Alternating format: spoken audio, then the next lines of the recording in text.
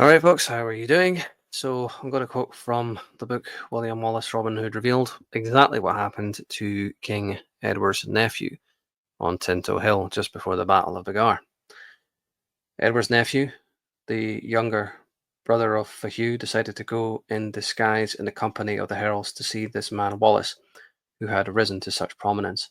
He was the son of Edward's sister. He normally sported a coat of arms, but discarded this attire and rode in secret, dressed in like manner to the two heralds.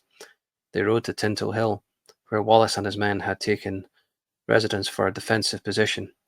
They were surprised to find that Wallace's force was so small when compared to their own great army.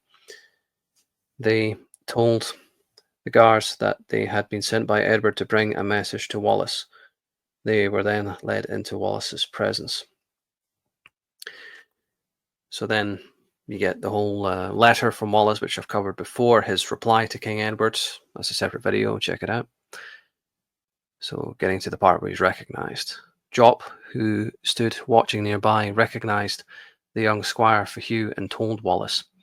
Wallace ordered his men to restrain the messengers. He accused them of deceit and turned upon young Hugh.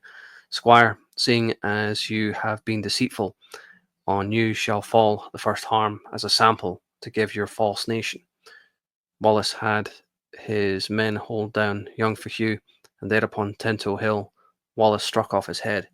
Without delay, he turned to the first herald and said, "You are false, in arms and on oath. Your tongue shall be torn from your throat." When this had been done, Wallace spoke to the other. "Armies to judge, you shall never see." He called a smith to bring a poker and burned out the herald's eyes.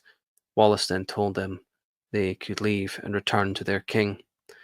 "To your false king, your friend shall lead you, with my answer.